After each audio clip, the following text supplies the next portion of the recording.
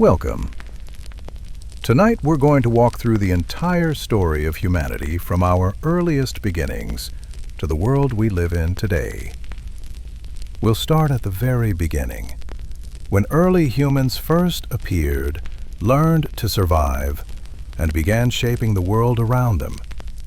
From there, we'll move through the first villages, the rise of great civilizations, the thinkers and builders who changed everything, and eventually, the modern age that created the technologies we use every day. It's a long journey, so sit back, get comfortable, and let's begin the story. Human history begins with early humans. Before cities, before writing, before even the idea of civilization existed, early humans lived on open plains and in scattered forests. Their days were spent searching for food, following animal tracks, gathering plants, and learning how to survive in a world far bigger than they were. Life wasn't dramatic. It was routine. Wake with the sun, move with the herd, rest when night returned. Then one day, something changed. A storm rolled across the plains. Lightning struck a dry tree, and for the first time, a group of humans stood close to a burning flame. Little by little, curiosity began to outweigh fear. Someone stepped closer. Someone else followed. Over countless generations, humans learned to carry fire, protect it, and eventually create it themselves. What started as a natural accident became a turning point in our story. As time passed, humans stopped wandering and began farming. For a very long time, humans moved from place to place. They followed animals, searched for plants, and never stayed in one spot for too long. Then they noticed something small but important. The seeds they dropped on the ground grew into new plants. People began planting a few seeds on purpose: wheat, barley, and other grasses. They waited, watched them grow, and realized life became easier when they stayed in one place. Little villages began to appear. Just simple huts made from mud, sticks, and reeds. No leaders, no big buildings, no walls. Just small groups of families living close together. Daily life was simple. Wake up with the sunrise, work in the fields, cook, share food, and rest when it got dark. This was the start of farming, and the first time humans truly built a place they could call home. Eventually, settlements grew into something larger, and came Mesopotamia, the world's first true civilization.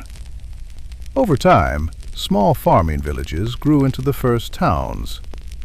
Many of these towns appeared in a region called Mesopotamia, a name that means land between two rivers. Those rivers were the Tigris and the Euphrates, and their steady flow made the soil rich and perfect for growing crops. As people settled along these banks, they learned they could guide the river water with small channels.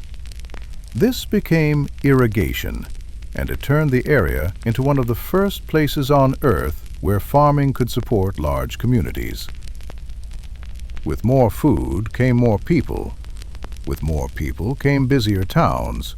And with busier towns came the need to remember things: harvests, trades, debts, agreements. So people pressed symbols into soft clay tablets.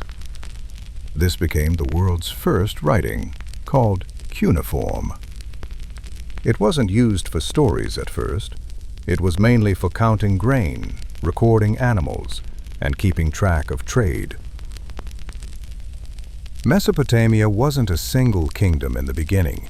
It was a collection of small, growing city-states, places like Ur, Uruk, and Babylon. each with its own people, leaders, and temples.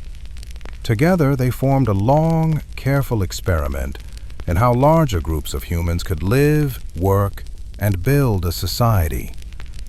This is how Mesopotamia became one of the world's earliest civilizations, a place where farming, writing, cities, and organized life truly began. Far west, another river shaped a different world. Along the banks of the Nile, early Egyptians built their lives around a simple, predictable pattern. Each year, the river flooded its shores and left behind fresh, fertile soil. Each year, the water receded and made the land ready for planting again. This steady cycle shaped their farming, their routines, and the way their entire society worked. The pyramids, which today seem impossibly large, were built over many decades. They came together through steady planning and organized labor. Thousands of workers cutting stone, transporting blocks, and following clear instructions day after day. For most Egyptians, life was straightforward. People farmed when the soil was ready, baked bread from the grain they harvested, fished in the river, and watched the days move with the sun. Villages grew along the river, and over time temples and towns developed around them. Egypt didn't rise suddenly. Its culture and achievements grew slowly, passed down through generations, developing over centuries into one of the world's most enduring civilizations. Across the Mediterranean, new ideas were taking shape. After early farming communities took root around the Mediterranean, small settlements began forming along the Aegean Sea. Over time, these settlements grew into the Greek city-states, places like Athens, Sparta, and Corinth. At first, they were just small communities with open squares where people met to trade, talk, and share ideas. As generations passed, these city-states developed their own unique ways of life. People began asking new questions about numbers, nature, and human behavior. From this curiosity came early geometry, philosophy, politics, and science, ideas that still influence the world today. A few centuries later, across the sea, another small community was taking shape. Rome began as a simple village of farmers living beside the Tiber River. It was little more than a handful of huts connected by paths and fields. To make travel easier, Romans started building basic roads, not for conquest, but for everyday movement between nearby towns. Generation by generation, Rome grew. The village expanded into a town, and the town developed into a planned city filled with stone buildings, public baths, temples, forums, and busy marketplaces. Roman engineering and organization advanced steadily, one road, one building, one system at a time. Although Greek philosophers and Roman armies are famous today, the daily reality for most people was simple. Greek citizens met in public squares, discussed ideas, worked their trades, and took part in local life. Roman families baked bread, tended gardens, sold goods, raised children, and shared meals with neighbors. Across these centuries, the Greeks shaped ideas, and the Romans shaped systems. Together, step by step, they built two of the most influential civilizations in human history, not through sudden events, but through everyday life unfolding over time. When these empires faded, life slowed again, and came the medieval era. After the great empires of Greece and Rome declined, Europe shifted into a much slower and quieter era. Large cities faded, and people began living mostly in small villages spread across wide fields and forests. In the early centuries of this period, daily life centered around farming small plots of land. Families grew wheat and barley, kept sheep or cows, and rarely traveled far from home. Most villages formed around a wooden church or small gathering place, creating tight-knit communities where everyone knew one another. By the middle of the medieval timeline, weekly markets became a regular part of life. Farmers brought their produce, craftsmen sold tools or cloth, and news spread from village to village. Far from the towns, monasteries played an important role. Inside these quiet buildings, monks copied books by hand, page by page. The sound of quills scratching on parchment kept knowledge alive. Toward the later centuries, towns began to grow again. Stone roads improved, trade increased, and new ideas slowly moved across Europe, preparing the way for the changes that would come next. The medieval world wasn't defined by dramatic moments. It was shaped by steady routines, small communities, and generations of people building life step by step. Centuries later, the world shifted once more, and the industrial age began. Centuries after the medieval world, life began to change in noticeable ways. In the late 1700s, especially in England, inventors started creating machines that could do work faster than human hands. The first major breakthroughs were in textile production. Spinning wheels and looms that once relied on muscle were replaced by machines powered by moving water. As these inventions spread, small workshops grew into factories.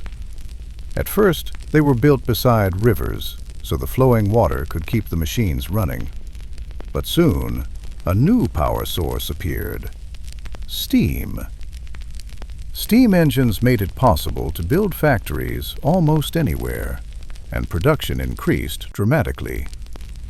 By the early 1800s, another shift transformed daily life even more: trains. Steam locomotives began rolling across the countryside, moving people and goods at speeds no one had ever experienced before. As the century went on, everyday life kept evolving. Homes that once relied on candles slowly switched to lamps. Messages that once took weeks to travel by ship or horse could now be sent in seconds using the telegraph. Machines appeared in farms, shops, and kitchens, changing how people worked and lived. These changes didn't happen overnight. They unfolded gradually.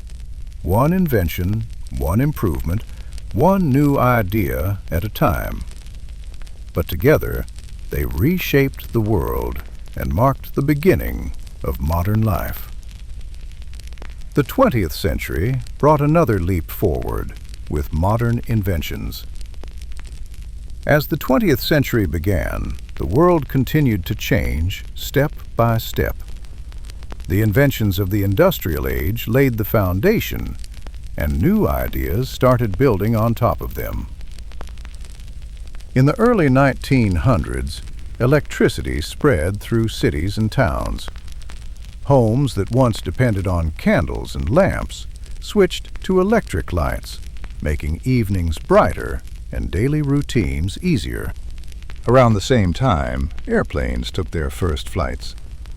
What began as short, experimental journeys soon became long-distance travel across oceans. By the 1920s and 1930s, radios became common. Families gathered around them to hear music, news, and stories. Mid-century brought another major shift: computers.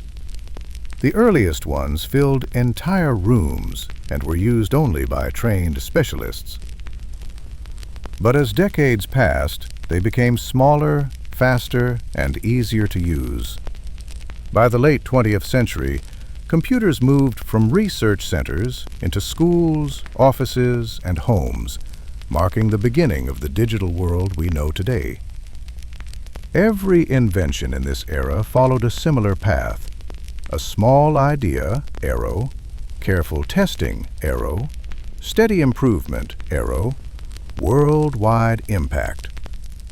Layer by layer, these creations shaped the modern age and prepared the world for what would come next. And then, quietly, a new era began. The Internet Age. The era we live in today began in the late 20th century, long before the Internet looked anything like it does now. In the early 1970s, researchers in universities and government labs began connecting their computers so they could send short digital messages. By the 1980s, more computers joined these networks. Each new connection made the system slightly more useful. In the early 1990s, the World Wide Web appeared. For the first time, people could create websites and link pages with a click. As the decade continued, the network expanded into homes, schools, and businesses. Email became a daily habit. Search engines helped people find information in seconds. By the 2000s and 2010s, the Internet evolved again. Smartphones put the entire network in everyone's pocket. Social media connected billions of people. Videos, photos, messages, and memories were uploaded every second, turning the Internet into a living record of human life. What began as a handful of connected computers grew, step by step, into a worldwide system that shapes how we learn, work, talk, and create today. Closing. So, from the first sparks of fire to the glow of digital screens, from early footsteps on open plains to the soft taps of keyboards today, the story of humanity has always moved forward in small, steady steps. History isn't only shaped by big moments. It grows through quiet discoveries, patient improvements, and generations of ordinary people learning, building, and passing things on. If your eyes are getting heavy, you can let them close. The timeline of our species is long and still unfolding, and your life, your ideas, and your choices are now part of that story. Good night.